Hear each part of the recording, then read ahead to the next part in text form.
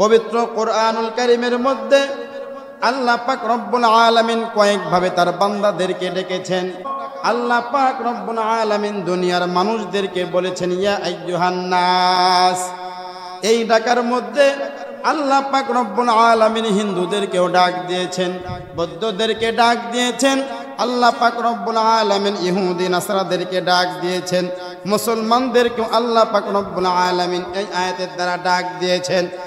কিন্তু আল্লাহ পাক রব্বুল আলামিন পবিত্র কোরআনুল কারীমের মধ্যে ইয়া আইয়ুহাল্লাযীনা আমানু বলে যেই জায়গার মধ্যে মুসলমানদেরকে সম্বোধন করেছেন, যেই জায়গার মধ্যে আল্লাহ পাক রব্বুল আলামিন বলেছেন ইয়া আইয়ুহাল্লাযীনা আমানু, ওই জায়গার মধ্যে আল্লাহ পাক রব্বুল আলামিন ইহুদিদেরকে ডাক দেন নাই।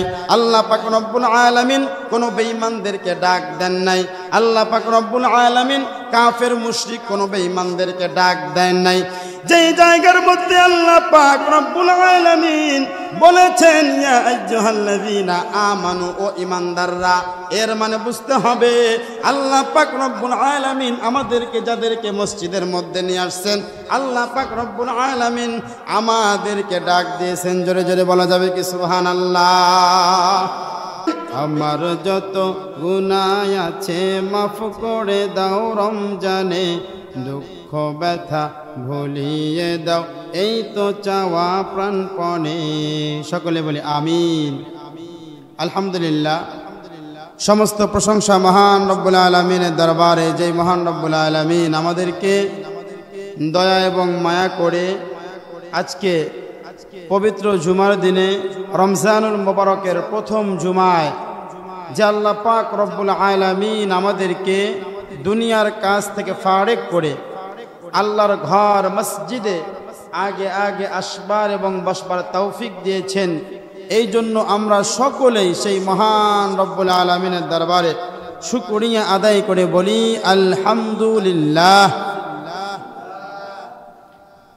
লক্ষ কোটি দুরুদ ও সালাম আকায়ে নামদার তাজদার মদিনা মরদুলাল মুহাম্মদ মুস্তাফা, সকলে জবান খুলে বলি সাল্লাল্লাহু আলাইহি ওয়াসাল্লাম।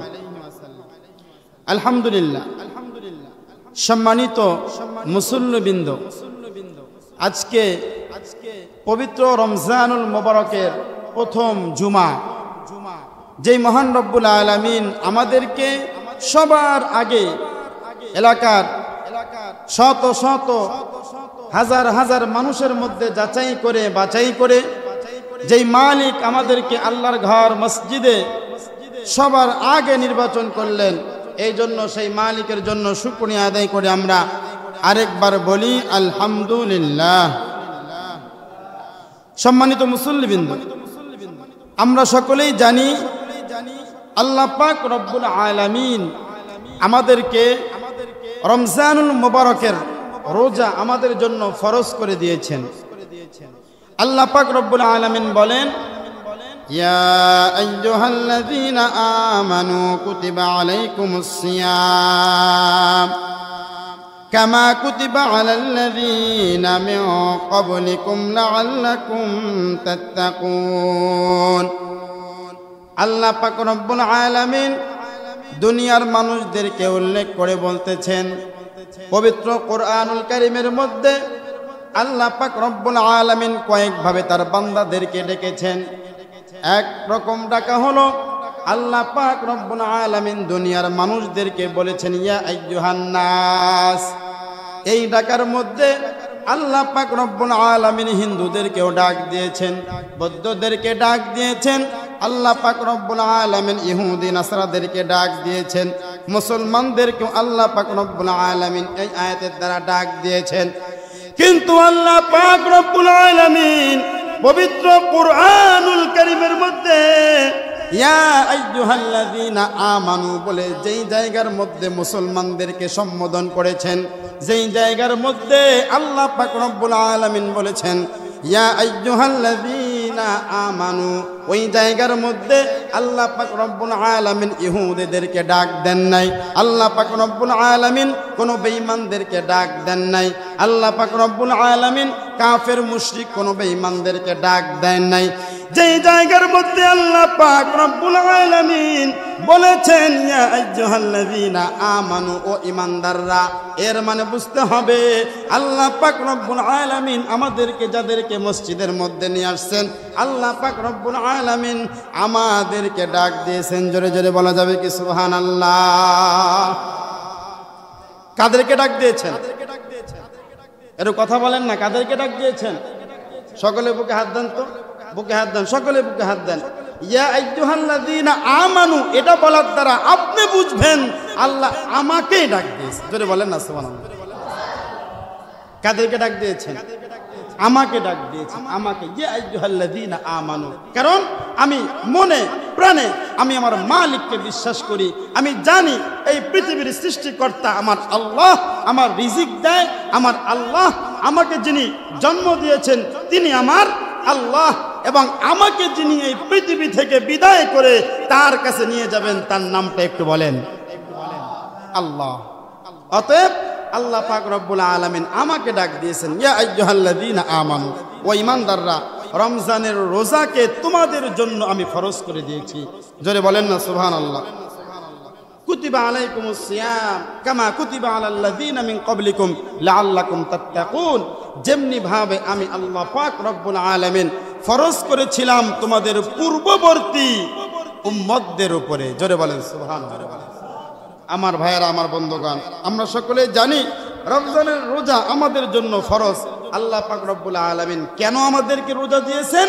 আল্লাহ পাক রব্বুল আলামিন বলেন লাআল্লাকুম তাত্তাকুন, ও বান্দা, ও আমার বান্দি, ও ঈমানদাররা, যাতে করে তোমরা মুত্তাকি হইতে পারো। জোরে বলেন সুবহানাল্লাহ। যে বেঈমান, আল্লাহ কিন্তু ওকে বলে নাই তোকে মুত্তাকি বানাবো। কথা বুঝছেন? আমরা যখন বয়ান করি, অনেক নামাজি মানুষও বলে হুজুর আমারও বয়ান করে লাভ আছে, আমি তো 5 ওয়াক্ত নামাজ পড়ি। বলে কি বলে না? হুজুর আমাকে বয়ান করে লাভ আছে, আমি তো রোজা রাখি। এই কথা বলে কি বলে না? আপনাদের জন্য একটা নসিহত, সেটা হলো দেখেন আল্লাহ পাক রব্বুল আলামিন বেঈমানদেরকে ডাক দেন না। আপনাকে বুঝতে হবে কাকে ডাক দেন নাই। কাফেরদেরকে ডাকে নাই, বেঈমানদেরকে ডাকে নাই, মুশরিকদেরকে ডাকে নাই, ইহুদের ডাকে নাই, হিন্দুদেরকে আল্লাহ পাক রব্বুল আলামিন ডাক দেন নাই। ডেকেছেন ইয়া আইয়ুহাল্লাযীনা আমানু, ও ঈমানদাররা, তোদেরকে রোজা দিলাম যাতে করে তোদেরকে মুত্তাকি বানাইতে পারে। এখন কথা হলো যে হুজুর আমরা তো আল্লাহকে বিশ্বাস করি, আমাদেরকে আবার আল্লাহ কেমনে মুত্তাকি বানাবে? কথা কি বুঝতে পারছেন আমার? আল্লাহ পাক রব্বুল আলামিন ঈমানদারদেরকে ভালোবাসেন, মুহাব্বত করেন, এদেরকেই জান্নাত দিবেন। জোরে বলেন না সুবহানাল্লাহ। দুনিয়াতে চলার পথে এই বান্দাদের ভুল ত্রুটি হইতে পারে, দুনিয়াতে চলতে গিয়ে এই মানুষদের কোনো ত্রুটি থাকতে পারে। আল্লাহ পাক রব্বুল আলামিন রোজা দিয়েছেন, আল্লাহ পাক রব্বুল আলামিন এই বান্দাদেরকে শবে বরাত দিয়েছেন, শবে কদর দিয়েছেন, আশুরার দিনের রোজা দিয়েছেন, যাতে করে এই বান্দাদের ভুল ত্রুটিগুলো মাফ করে দিয়ে এই বান্দাদের মৃত্যুর পরে আল্লাহ পাক রব্বুল আলামিন জান্নাত দিতে পারেন। জোরে বলেন সুবহানাল্লাহ। তাহলে আল্লাহ পাক রব্বুল আলামিন মুত্তাকি বানাইতে চান কাদেরকে? বলেন না আমাদেরকে। বলেন কাদেরকে? জোরে বলেন না আমাদেরকে। আল্লাহ পাক রব্বুল আলামিন আমাদেরকে মুত্তাকি বানাইতে চান। এখন কথা হলো মুত্তাকি যে আমরা হব, এই রমজান মাসে আমরা যে রোজা রাখবো, এই রোজা ভালো করে রাখার জন্য এই রমজানুল মুবারকটা আমরা কিভাবে কাটাবো, ভালোভাবে কাটানোর জন্য আমি আপনাদেরকে 10টা নিয়মের কথা বলবো, 10টা ফর্মুলার কথা বলবো, যেগুলো যদি আপনি আমল করতে পারেন এই রমজানুল মুবারকে রোজাকে আপনি ভালোভাবে কাটাইতে পারবেন। জোরে বলেন না সুবহানাল্লাহ। কয়টা বলেন? 10টা। এই রমজানুল মুবারক আমরা পেয়েছি, সকলে বলি আলহামদুলিল্লাহ। এই রমজানুল মুবারক গত বছরে পুরো পৃথিবীর মধ্যে অনেকেই পেয়েছিল, কিন্তু এই রমজান মাস আসতে আসতে আল্লাহ পাক রব্বুল আলামিন তাদেরকে এই দুনিয়া থেকে বিদায় করে তার কাছে নিয়ে গেছেন। কথা বলেন ঠিক কিনা? আল্লাহ পাক রব্বুল আলামিন আমাদেরকে জীবিত রেখেছেন, রমজান পর্যন্ত পৌঁছে দিয়েছেন। 3টা রোজা ভালোভাবে রাখার পর 4র্থ রোজায় আল্লাহ পাক রব্বুল আলামিন আমাদেরকে পৌঁছিয়ে দিয়েছেন। একটু বলি না আলহামদুলিল্লাহ। এর মানে হলো আল্লাহ পাক রব্বুল আলামিন আমাদেরকে যে রমজান দিয়েছেন, আমরা যে আগামী রমজান পাবো এরও কোনো গ্যারান্টি আমরা কেউ দিতে পারবো? কোনো গ্যারান্টি দিতে পারবো আমরা আগামী রমজান পর্যন্ত আল্লাহ পাক রব্বুল আলামিন আমাকে বাঁচিয়ে রাখবেন? দিতে পারবো না। অতএব আমার মুরব্বী বাবারা, নওজোয়ান যুবক ভাইয়েরা, ভালো করে শুনে রাখেন, এটাই হতে পারে আমার জীবনের শেষ রমজান, এটাই হতে পারে আমার জীবনের শেষ রোজা। হয়তোবা আমি আগামী রমজান আল্লাহর কাছে আর পাবো না।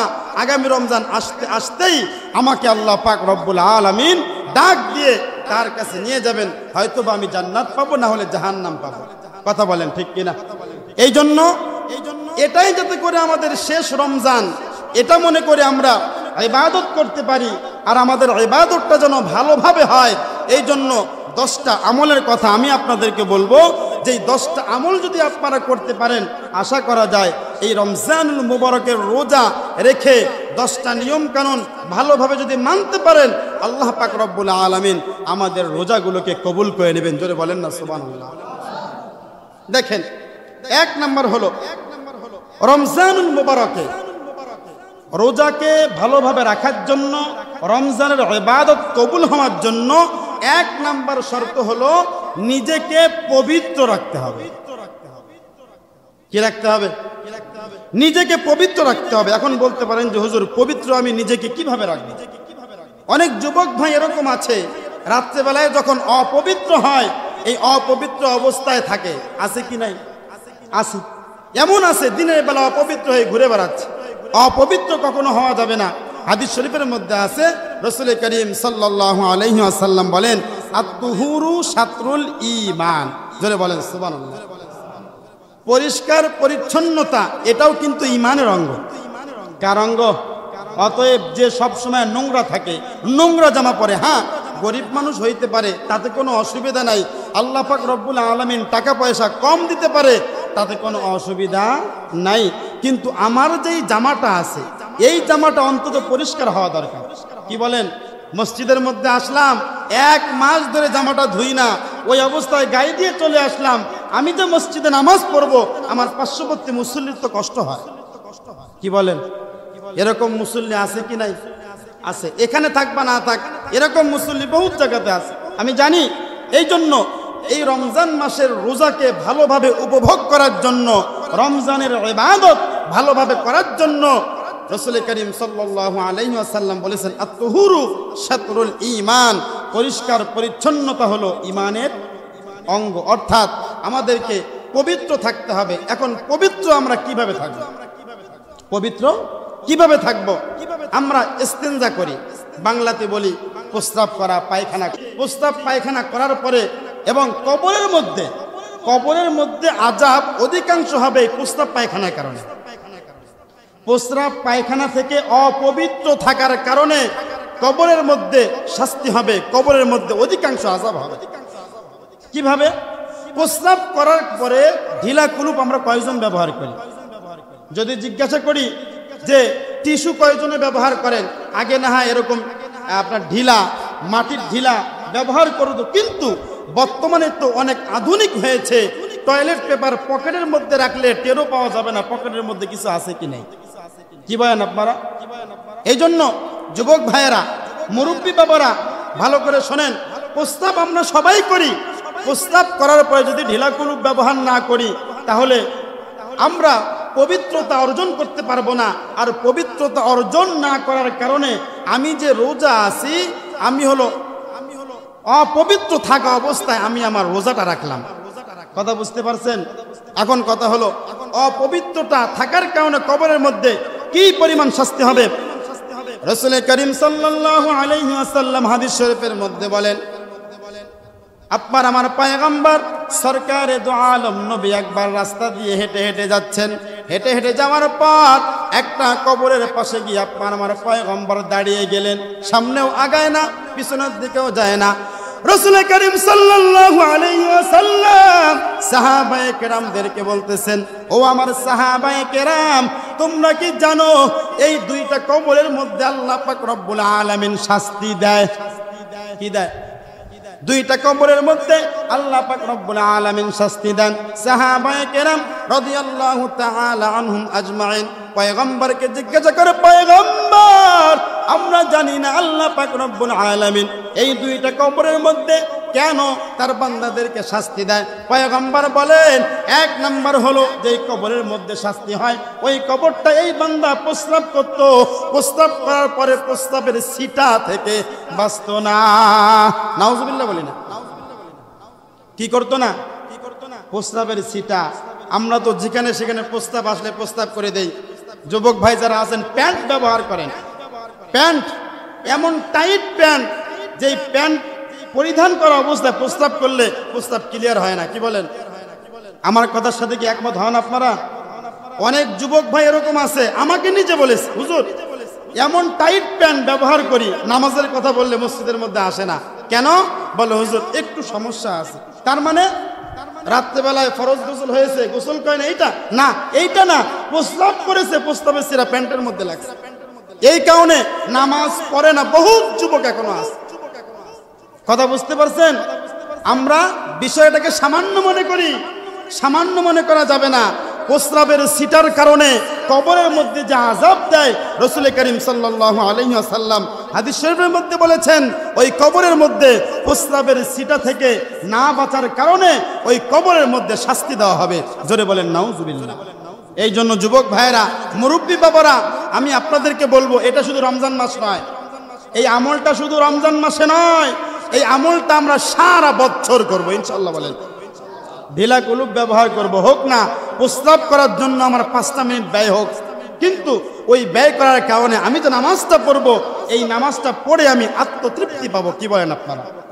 কারণ যদি আমি অপবিত্র থাকি, নামাজ আদায় করি, আমার নামাজ আল্লাহর আরশ মহল্লা পর্যন্ত যাওয়া দূরের কথা, মসজিদের ছাদ ভেদ করে উপরে উঠবে কিনা এটাই সন্দেহ। কি বলেন? আপনাদের মতামত কি? নাপাক অবস্থায় ইবাদত কি কবুল হয়? নাপাক অবস্থায় ইবাদত কবুল হয়? ইবাদত কবুল হয় না। ইবাদত কবুল হওয়ার জন্য পূর্ব শর্ত পবিত্রতা অর্জন করা। কি অর্জন করা? পবিত্রতা অর্জন করা। এখন বললাম প্রস্রাবের ছিটা থেকে আমাদেরকে বাঁচতে হবে। 2 নাম্বার, সেটা হলো পরিষ্কার পরিচ্ছন্নতা ইমানের অঙ্গ। ইমানের অঙ্গ। এখন অনেককেই দেখা যায়, এই যে রমজান মাস চলে আসছে, এই রমজানুল মুবারকে সেহরি খাওয়ার পরে এমন হয়ে যায় মেসওয়াক অথবা ব্রাশ করার সময় পায় না। না পাওয়ার কারণে সকালবেলা যখন হয়, সকাল হইলে ব্রাশ করবে, ব্রাশ করলে তো রোজা মাকরু হবে। কি বলেন? রোজা মাকরু হবে। এই আল্লাহর বান্দা যখন মানুষের সাথে কথা বলে, তখন এক মুসলমান আরেক মুসলমানের দ্বারা এই কথার কারণে কষ্ট পায়। কেন? মুখের দুর্গন্ধ, এটা কিন্তু মারাত্মক একটা খারাপ জিনিস। কি বলেন? যদিও শুনতে খারাপ লাগে, কিন্তু অনেককেই দেখা যায় মুখ ভালোভাবে পরিষ্কার না করার কারণে একজন আরেকজনের দ্বারা কি পায়? কষ্ট পায়। এই যে আপনি রোজা আছেন, এই অবস্থায় একজন আরেকজনের দ্বারা যদি কষ্ট পায়, এটা একটা খারাপ বিষয়। এখন অনেকেই যুক্তি দিবে। কি যুক্তি জানেন? যে হুজুর, আপনি তো হুজুর মানুষ, আপনি ভালো করে জানেন রোজা রাখার কারণে যে মুখের মধ্যে দুর্গন্ধ সৃষ্টি হয়, ওই দুর্গন্ধ নাকি আল্লাহর কাছে মিস্ক আম্বরের চাইতেও অনেক বেশি দাম, অনেক বেশি মূল্য। এই ফতোয়া যখন কোনো মানুষ দেয়, তখন আমরা মনে করি আমাদের চাইতে তারাই ফতোয়া ভালো জানে। কি বলেন? এখানে হাদিস শরীফের মধ্যে আসছে, ভালো করে শোনেন, হাদিস শরীফের মধ্যে আসছে না খেয়ে থাকার কারণে, ভালো করে শোনেন, না খেয়ে থাকার কারণে মুখের মধ্যে যে দুর্গন্ধ সৃষ্টি হয়, আল্লাহ পাক রব্বুল আলামিনের কাছে এই মুখের দুর্গন্ধ মেশকো আম্বরের চাইতেও অনেক উত্তম। এখন খাবারের কারণে, ব্রাশ না করার কারণে আপনার মুখের মধ্যে যে দুর্গন্ধ হয়, আল্লাহ এই দুর্গন্ধের কথা বলেন। কি বলেন আপনারা? কথা কি একমত আমার সাথে? যদি একমত হন তাও ঠিক, না হইলেও ঠিক, কারণ হাদিসের মধ্যে আছে। জোরে বলেন না সুবহানাল্লাহ। কথা বুঝতে পেরেছেন? এই জন্য এই পৃথিবীর মধ্যে যাকে আমরা আমাদের আইডল মনে করি, তিনি কে বলেন তো? সরকারে দো আলম নবী মুহাম্মদুর রাসূলুল্লাহ সাল্লাল্লাহু আলাইহি ওয়াসাল্লাম আম্মা জান আয়েশা সিদ্দিকা রাদিয়াল্লাহু তাআলা আনহা থেকে হাদিস বর্ণিত, রাসূল করিম সাল্লাল্লাহু আলাইহি ওয়াসাল্লাম দৈনিক 7 বার মিসওয়াক করতেন। এজরে বলেন না সুবহানাল্লাহ। কয়বার? ঘুমানোর পূর্বে একবার, ঘুম থেকে উঠে আরেকবার। আর হাদিসের মধ্যে আসছে রাসূল করিম সাল্লাল্লাহু আলাইহি ওয়াসাল্লাম 5 ওয়াক্ত নামাজের পূর্বে 5 বার মিসওয়াক করতেন। কয়বার হলো? তাহলে এই বিশ্বের মধ্যে আমরা যাকে স্মার্ট মনে করি তিনি কে? জনাবে মুহাম্মদুর রাসূলুল্লাহ সাল্লাল্লাহু আলাইহি ওয়াসাল্লাম। তিনিও মিসওয়াক করতেন কয়বার? জোরে বলেন না কয়বার? আরে অন্তত 7 বার কানের মধ্যে পানি খাইলেও, 7 বার না খেলেও অন্তত 2 বার তো আমরা করব।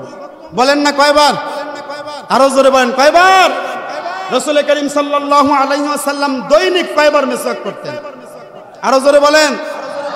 7 বার। কয়বার? ঘুমানোর পূর্বে একবার, ঘুম থেকে উঠে আরেকবার, 5 ওয়াক্ত নামাজের পূর্বে 5 বার। মোট কয়বার হইল? এই জন্য অনেক ভাইয়েরা আমার মুখ পরিচ্ছন্ন রাখে না, যার কারণে মসজিদের মধ্যে আসলে যখন সুবহান রাব্বিয়াল আ'লা বা সুবহান রাব্বিল আযীম বলে পার্শ্ববর্তী মুসল্লির কষ্ট হয়। এই বয়ানটা আমাদেরকে অনেকেই দিতে বলে, যেহেতু আমরা সামনে নামাজ পড়ি আমাদেরকে বলে যে হুজুর আপনারা তো টের পান না। আমি নিজেও টের পেয়েছি। আপনারা জানেন রমজানের পূর্বে আমি বগুড়া, জয়পুরহাট, দিনাজপুরে মাহফিলে গিয়েছিলাম, যার কারণে মুসল্লিদের সাথে নামাজ পড়ার সৌভাগ্য আমার হয়েছে। আলহামদুলিল্লাহ বলেন না। আমি মুসল্লিদের কষ্টগুলো, আমাকে যে বলতো যে হুজুর এই বয়ানটা একটু দেন না, অনেকে বিড়ি খায়। ভাই রাগ করেন না, রাগ করেন না, কারণ এই বয়ান আপনাদেরকে আমি যদি না দেই আপনাকে দিবে কে? কি বলেন আপনারা? ধর্মীয় কথা তো আমার কাছ থেকে আপনারা শিখবেন। কি বলেন? ধর্মীয় কথা আমার কাছ থেকে শিখবেন না, আর শিখবেন বলেই তো এই মসজিদের মধ্যে আমাকে নিয়োগ করেছেন। কি বলেন? যদি আমি ধর্মীয় বিষয়ে নাই জানতাম, নাই বলতাম, তাহলে তো আপনারা আমাকে রাখতেন না, তাই না? শোনেন, ভালো করে শোনেন। অনেকেই বিড়ি পান করে বা খায়, যেইটাই হোক, ওইটা করার পরে মসজিদের মধ্যে আসলে আমি নিজে সাক্ষী আছি, নামাজ পড়েছি, যখন সুবহান রাব্বিল আ'লা বলতো পাশে দাঁড়াইতে পারতাম না। কথা কি বুঝতে পেরেছেন? এই জন্য এটা একটা বদ অভ্যাস, যদি থেকে থাকে ছেড়ে দিবেন, যদি না থাকে আলহামদুলিল্লাহ। যদি মনে করেন যে ছাড়তে পারতেছে না হুজুর, ঠিক আছে, আপনি মসজিদের মধ্যে আসেন, নামাজ ছাইরেন না, আপনি নামাজ পড়েন, কিন্তু ভালোভাবে মিসওয়াক করবেন, ব্রাশ করার পরে মসজিদের মধ্যে আসবেন, যাতে করে আপনার দ্বারা আপনার পার্শ্ববর্তী মুসল্লিরা কষ্ট না হয়। কথা কি বুঝতে পেরেছেন? 1 নাম্বার বললাম, এই রমজানুল মুবারকের রোজাকে ভালোভাবে রাখার জন্য, ইবাদত করার জন্য আমাদেরকে 1 নাম্বার কাজ করতে হবে, পরিষ্কার পরিচ্ছন্ন থাকতে হবে। কি থাকতে হবে? পরে কিন্তু জিজ্ঞেস করব। 2 নম্বরে আসি। 2 নম্বর হলো ফরজ ইবাদতের প্রতি আমাদেরকে গুরুত্ব দিতে হবে। কোন ইবাদত? এর কথা বলেন, রাগ করেছেন আপনারা? একটু জিজ্ঞেস করলে বলেন না, আমিও তো রোজা আছি, আপনারা রোজা আছেন। যদি মনে করেন যে হুজুর আমরা রোজা আছি এই জন্য বলতে পারতেছি না, কিন্তু আমিও তো রোজা আছি, কি বলেন? 1 নম্বরে গেল। 2 নম্বরে আসুন। 2 নম্বরে ফরজ নামাজের প্রতি গুরুত্ব দিতে হবে রোজা রাখা অবস্থায়। শুধু রোজা রাখা অবস্থায় নয়, সারা বছরেই রোজা রাখা একটা ফরজ ইবাদত। কি রাখা? এই রোজা রাখার কারণে আমার যেন এমন না হয়ে যায় যে আমার নামাজ কাজা হয়ে গেল। মনে করেন জোহরের নামাজে পরে ঘুমাইছি, শরীরটা খুব ক্লান্ত, এমন যেন না হয়ে যায় যে রোজা রাখার কারণে আমার আসরের নামাজ ছুটে গেল। তাহলে হবে কি জানেন? একটা ইবাদতের কারণে আরেকটা ইবাদত আমার নষ্ট হয়ে গেল। কি হয়ে গেল? নষ্ট হয়ে গেল। কারণ নামাজটা হলো সমস্ত ইবাদতের মূল। নামাজটা কি বলেন? এর জোরে কথা বলেন, নামাজটা কি? নামাজটা হলো সমস্ত ইবাদতের মূল। যেরকম ভাবে একজন মানুষকে মাথা ছাড়া শনাক্ত করা মুশকিল। কি বলেন? 10টা বডি যদি একত্রিত করা যায় আর মাথা যদি না থাকে, তাহলে কোনটাকে সলিমউদ্দিন, কলিমউদ্দিন, আব্দুর রহিম, আব্দুল করিম চেনার কি কোনো উপায় আছে? কি বলেন? উপায় আছে? উপায় নাই। আল্লাহ পাক রব্বুল আলামিন রোজা, যাকাত, হজ এগুলো এই পৃথিবীর মধ্যে আল্লাহ পাক রব্বুল আলামিন ফেরেশতার মাধ্যমে, জিবরাইলের মাধ্যমে দুনিয়াতে এসে ফরজ করে দিয়েছেন। আর শুধুমাত্র কেবলমাত্র ওয়ানলি ওয়ান একটা ইবাদত, যেটা নামাজ, আল্লাহ পাক রব্বুল আলামিন দুনিয়াতে নয়, আরশ মহল্লায় আসমানের উপরে আল্লাহ পাক রব্বুল আলামিন তার পয়গম্বরকে দিয়ে ফরজ করেছেন। সেইটা কি? নামাজ। এই জন্যই তো রাসূল বলেছেন আস-সালাতু হিয়া রাসুল ইবাদাহ। রাসূল বলেন বাইনাল আবদি ওয়াল কুফরি তারকুস সালাহ। রাসূল করিম সাল্লাল্লাহু আলাইহি ওয়াসাল্লাম বলেন, একজন বেঈমান ইমানদারের মাঝে পার্থক্যই হলো ইমানদার নামাজ তরক করবে না আর বেঈমান নামাজ তরক করবে। কথা কি বুঝতে পারছেন? সমস্ত ইবাদতের মূল ইবাদত কি? বলেন 5 ওয়াক্ত, শুধু নামাজ না, বলেন 5 ওয়াক্ত নামাজ। তার মানে রোজা রাখছেন, আমরা যে বলি নামাজ হলো বেহেশতের চাবি, কেন বলি? কারণ এই নামাজটা হলো আপনার ইবাদতের মাথা। ইবাদতের কি? জোরে কথা, মানে ইবাদতের কি?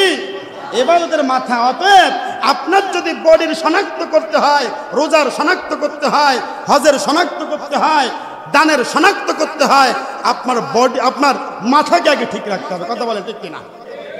যেরকম দুনিয়ার মধ্যে যদি আপনার লাশটা পড়ে থাকে, আপনার মাথা ছাড়া যেরকম ভাবে আপনাকে শনাক্ত করা যাবে না, আপনার ইবাদত নামাজ ছাড়াও শনাক্ত করা মুশকিল হয়ে যাবে।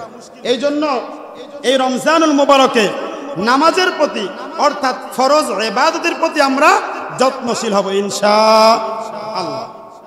3 নাম্বার, রোজাদার হলো 2 প্রকার। কয় প্রকার? 2 প্রকার। 3 নাম্বার হলো আমরা যে রোজা আছি, আল্লাহ পাক রব্বুল আলামিন আমাদেরকে মুত্তাকি বানাবেন। এই মুত্তাকি হওয়ার প্রতি যত্নশীল হওয়া। কি হওয়া? এটা কথা বলেন না? রাগ করছেন আপনারা? রাগ করছেন? এটা বলেন না। মুত্তাকি হওয়ার জন্য যত্নশীল হওয়া 3 নাম্বার। কয় নাম্বার? 3 নাম্বার। এখন আসেন, রোজাদার 2 প্রকার। কয় প্রকার? 2 প্রকার। আল্লাহ পাক রব্বুল আলামিন বলেছেন লাআল্লাকুম তাত্তাকুন, আমি আল্লাহ পাক রব্বুল আলামিন রমজান মাসের রোজা রাখলে বান্দাকে মুত্তাকি বানায় দেব। যেটা বলেন সুবহানাল্লাহ। এক প্রকার রোজাদার যারা আছে তারা হলো মুত্তাকিহীন রোজাদার। এই রোজাদার রোজাও রাখে, সুদও খায়। আছে কি নাই? রোজাও রাখে, বিড়িও খায়। আছে কি নাই? কষ্ট পাচ্ছেন? রোজাও রাখে, ঘুষ খায়। রোজাও রাখে, নিত্য পণ্যর দামও বাড়ায় দেয়। কথা বলেন না কেন? এক ধরনের রোজাদার আছে, ওরা কিন্তু রোজা রাখে, দেখবেন আবার মেসওয়াক করে। কি করে? মেসওয়াক করে। জিনিস কিনতে যাবেন, দেখবেন রমজানের একদিন আগে ছিল একরকম, একদিন না যাইতে বলে হুজুর বাজারের অবস্থা খুব খারাপ, অনেক দাম বেড়ে গেছে। আমি নিজেই প্রমাণ। আমার মেয়ের জন্য আমি একদিন অথবা 2 দিন পর আঙ্গুর কিনি। যে আঙ্গুর রমজানের 3 দিন আগে কিনলাম 220 টাকা থেকে 240 টাকা, রোজার একদিন আগে মাহফিল শেষ করার পরে আঙ্গুর কিনতে গিয়েছি, একই দোকানদার একই আঙ্গুর বলে যে হুজুর আঙ্গুরের দাম 300 টাকা। কত টাকা? রমজান মাসে যে আল্লাহ পাক রব্বুল আলামিন শয়তানদেরকে বেঁধে রাখে, আমার কেমন যেন মনে হয় ব্যবসায়ীদেরকে খেলাফত দিয়ে শয়তানরা বলে আমরা ঘুমায় গেলাম, তোদের উপরে দায়িত্ব দিয়ে গেলাম। কথা বলেন না কেন? কি বলে শয়তান? কি বলে? আমাদেরকে তো আল্লাহ পাক রব্বুল আলামিন বেঁধে রেখেছে, আমাদের হাত বাঁধা, আমরা তো কিছু করতে পারবো না। তোদেরকে দায়িত্ব দিলাম, তোরা এবার ভালো করে কাজ করে নে। কারণ নিত্য পণ্যের এমন দাম বেড়ে যায়, রমজান আসলে সবকিছুর দাম ডবল। আল্লাহ পাক রব্বুল আলামিন ওই সমস্ত ব্যবসায়ীদের হেদায়েত দিক, সকলে বলি আমিন। রোজাদার কয় প্রকার বলেন? একটা মুত্তাকি আর একটা মুত্তাকিহীন। একটা রোজাদার, রোজার দ্বারা আল্লাহ পাক রব্বুল আলামিন তার সুদকে বন্ধ করে দিবে। রোজার দ্বারা ওই বান্দার বিড়ি খাওয়া বন্ধ হয়ে যাবে। রোজার দ্বারা ওই বান্দাকে সুদ খাইতো, সুদ খাবে না, ঘুষ খাবে না, জেনা করবে না, খারাপ কোনো কাজ করবে না। আল্লাহ পাক রব্বুল আলামিন তাকে পরিপূর্ণ মুত্তাকি বানায় দিবে। যদি বলেন না সুবহানাল্লাহ। তাহলে আমরা কোন মুত্তাকি হব? মুত্তাকিহীন না মুত্তাকি? আসল মুত্তাকি হব যেই ভাবে রোজা রাখলে আমরা আল্লাহকে ভয় করে শুধুমাত্র কেবলমাত্র জান্নাত পাওয়ার আশায় আমরা দুনিয়ার সব খারাপ কাজ বন্ধ করে দিব। আল্লাহ পাক রব্বুল আলামিন আমাদেরকে ওই ধরনের মুত্তাকি হওয়ার তৌফিক দিক, সকলে বলি আমিন। এখন কথা হলো, রোজা রাখা অবস্থায় যদি আমরা খারাপ কাজ করি, রাসূল করিম সাল্লাল্লাহু আলাইহি ওয়াসাল্লামের একটা হাদিস আপনাদের সামনে বলবো। সেটা হলো রাসূল করিম সাল্লাল্লাহু আলাইহি ওয়াসাল্লাম বলছেন, কিছু কিছু মানুষ তো এমন আছে যাদের শুধু উপবাস থাকা ছাড়া কোনো কিছু অর্জন হয় না। কথা বুঝতে পারছেন? তারা সারাদিন না খেয়েই থাকবে। এই না খেয়ে থাকার দ্বারা তাদের কোনো কিছু অর্জন হবে না, অর্থাৎ তারা মুত্তাকি হবে না, তারা আল্লাহকেও ভয় করবে না। রোজা রাখার দরকার তাই রাখতেছি, এবং তারা বলবে ওরে সর্বনাশ, আমি তোমার সাথে মিথ্যা কথা বলবো, রমজান মাস আমিও তো একজন রোজাদার। এরকম রোজাদার আছে কি নাই? আছে। আমার ভাইয়েরা, আমার বন্ধুগণ, কয় নাম্বার গেল বলেন তো? 3 নাম্বার। চতুর্থ নাম্বার হলো, এটা বলে শেষ করে দেব, যদিও সময় অনেক হয়ে গিয়েছে। আজকে তো খাবার খাওয়ার কোনো ঝামেলা নাই, একটু কি বেশি করে বলবো? হ্যাঁ, একটু বেশি করে বলি, যেহেতু দাওয়াত খাওয়ার কোনো ঝামেলা নাই। হ্যাঁ, নাকি বয়ান শেষে বলবেন যে হুজুর রোজা রমজান মাস বদদোয়া দিয়েন না, দোয়া কিন্তু কবুল হয়ে যাবে সরাসরি। এমনি গত বছর পরপর 2 রমজান আমি অসুস্থ ছিলাম, তাই না? আল্লাহ পাক রব্বুল আলামিন এই রমজানে সুস্থ রাখছেন। দোয়া করি আল্লাহ পাক রব্বুল আলামিন শেষ পর্যন্ত যেন সুস্থ রাখে, সকলে বলি আমিন। 4 নম্বরে আসুন। 4 নম্বর হলো সাহারি এবং ইফতার খাওয়ার প্রতি যত্নশীল হওয়া। কি হওয়া? যত্নশীল হওয়া। আচ্ছা, 1 নম্বরটা কি মনে আছে আপনাদের? বলেন তো। পরিষ্কার পরিচ্ছন্ন থাকা। কি থাকা? পরিষ্কার পরিচ্ছন্ন থাকা। 2 নাম্বার ফরজ ইবাদতের প্রতি যত্নশীল হওয়া। 3 নাম্বার মুত্তাকি হওয়ার প্রতি কি হওয়া? যত্নশীল হওয়া। 4র্থ নাম্বার সাহারি এবং ইফতার। আসুন আমরা সাহারি এবং ইফতার নিয়ে একটু আলোচনা করি। সাহারি খাওয়া কিন্তু সুন্নত। সাহারি খাওয়া কি? তার কিন্তু রোজা হবে, কিন্তু সুন্নত আদায় হবে না। কি আদায় হবে না? রমজান মাস আল্লাহ পাক রব্বুল আলামিন বলছেন, দেখেন অন্যান্য মাসেও আমরা খাই, রমজান মাসে আল্লাহ বলছে, ও বান্দা এই রমজান মাসে সাহারি যত খাবি আমি আল্লাহ পাক রব্বুল আলামিন তোর লোকমায় লোকমায় সওয়াব দেব। কিসে কিসে সওয়াব দেব? লোকমায় লোকমায় সওয়াব দেব। এই জন্য সাহারি অনেক লম্বা টাইম নিয়ে খাবেন। কি টাইম নিয়ে খাবেন? লম্বা টাইম নিয়ে খাবেন। কেন? সাহারি খাওয়া তো একটা ইবাদত। সাহারি খাওয়া কি? ইবাদত। ওই ইবাদতের সময় আপনার মৃত্যু হয়ে গেলে আপনার স্থান আল্লাহ জান্নাত। জোরে বলেন সুবহানাল্লাহ।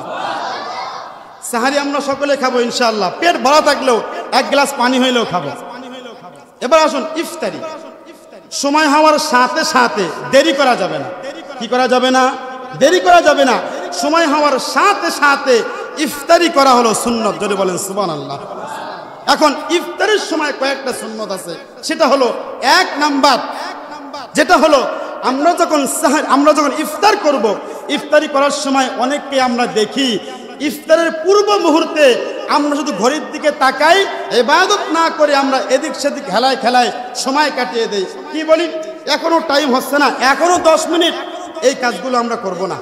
আমরা ইফতারের পূর্ব মুহূর্তে রাসূল করিম সাল্লাল্লাহু আলাইহি ওয়াসাল্লাম হাদিস শরীফের মধ্যে বলেছেন, ইফতারের পূর্ব মুহূর্তে আল্লাহ পাক রব্বুল আলামিন ফেরেশতাদেরকে বলে, ও আমার ফেরেশতারা, তোমরা যে বলছিলা ওয়া ইদ ক্বালা রাব্বুকা লিল মালাইকাতি ইন্নী জাইলুন ফিল আরদি খলিফা, আমি দুনিয়াতে মানুষ বানাবো, তোমরা বলছিলা আল্লাহ আমরা কি তোমার কম ইবাদত করি? ওদেরকে বানায় কি লাভ? ওদেরকে বানায়েন না, ওরা দুনিয়াতে গিয়ে মারামারি করবে, কাটাকাটি করবে, ভাই ভাইয়ে দ্বন্দ্ব লাগাবে, বানানোর দরকার নাই। আল্লাহ পাক রব্বুল আলামিন ওই মুহূর্তে ইফতারের পূর্ব মুহূর্তে ফেরেশতাদেরকে বলবে, এই ভালো করে তাকায় দেখ কত রকমারি খাবার আছে। কাকে ভয় করে? আমি আল্লাহকে ভয় করে এই বান্দাগুলো খায় না। সাক্ষী থাক, ওদের জীবনের সব গুনাহ মাফ করে দিলাম। ইফতারের পূর্ব মুহূর্তে রাসূল সাল্লাল্লাহু আলাইহি ওয়াসাল্লাম বলেন, ইফতারের পূর্ব মুহূর্তে বান্দার গুনাহ মাফ হয়। জোরে বলেন সুবহানাল্লাহ। এই জন্য সময় থাকলে শুধু ঘড়ির দিকে তাকাবো না। অনেককেই দেখা যায় সময় যেহেতু আছে, অনেক যুবক ভাই মোবাইল টিপে আর বলে যে মোবাইল টিপতে টিপতে সময় শেষ হয়ে যাবে, আমরা ইফতারি করব। এই কাজটা কখনো আমরা করব না। আমরা ইফতারের পূর্ব মুহূর্তে দোয়া করব। কার কাছে? আল্লাহর কাছে দোয়া করব, আমাদের আপনজনদের জন্য দোয়া করব। 2 নম্বরে ইফতারি সময়ের সাথে সাথে আমরা দোয়া না করে খাবো না। আবু দাউদ শরীফের মধ্যে একটা হাদিস আছে। আবু দাউদ শরীফের মধ্যে ইফতারের পূর্ব মুহূর্তে অনেক দোয়া আছে। তার মধ্যে আবু দাউদ শরীফের মধ্যে আছে, আল্লাহুম্মা লাকা সুমতু ওয়া আলা রিজকিকা আফতারতু বিরহমাতিকা ইয়া আরহামার রাহিমিন। আমরা ইফতারের পূর্ব মুহূর্তে বিসমিল্লাহ বলে খেতে পারি, কোনো সমস্যা নাই। কি বলেন? বিসমিল্লাহ আমরা বলতে পারি। 3 নম্বরে ইফতারের সময় খেজুর দিয়ে ইফতারি করা সুন্নাত। জোরে বলেন না সুবহানাল্লাহ। কি দিয়ে ইফতারি করা সুন্নাত? যদিও আমাদের দেশের একজন মন্ত্রী বলেছিলেন যে ইফতারির সময় খেজুর না খেয়ে বড়ই খেতে হবে। আমার মন বলে এই রমজানের পূর্বে শয়তানের লিডার ওর ঘাড়ে সওয়ার হয়ে তারপরে সব দায়িত্ব দিয়ে চলে গেছে। কথা বলেন ঠিক কিনা? কারণ ইফতারের সময় রসুল বলছেন খেজুর খেয়ে ইফতার করা কি? শুধু রসুল বলছেন তা নয়, বিজ্ঞানীরাও বলছেন সারাদিন না খেয়ে যদি কেউ থাকে, যদি একটা খেজুর খায়, সারাদিন না খেয়ে থাকার কারণে যে ক্যালোরিগুলো, যে ক্যালসিয়াম তার শর্ট হয়, ওই ক্যালসিয়ামগুলো খেজুর খাওয়ার দ্বারা পূর্ণ হয়ে যায়। যদি বলেন না সুবহানাল্লাহ। আল্লাহ পাক রব্বুল আলামিন এই ধরনের যত আজেবাজে মন্ত্রী আছে ওদেরকে হেদায়েত দিক, সকলে বলি আমিন। আমার ভাইয়েরা, আমার বন্ধুগণ, তাহলে আমরা 3 নাম্বার ইফতারের সময় কি দিয়ে ইফতারি করব? সাহাবায়ে কেরাম বলেছেন, ইয়া রাসূলুল্লাহ, আমরা যারা গরিব মানুষ, আমরা খেজুর কিনতে পারি না, আমরা কি করব? রাসূল করিম সাল্লাল্লাহু আলাইহি সাল্লাম বলেছেন, যাদের খেজুর কেনার সামর্থ্য নাই ওরা বড়াই না, ওরা পানি দিয়ে ইফতারি করে।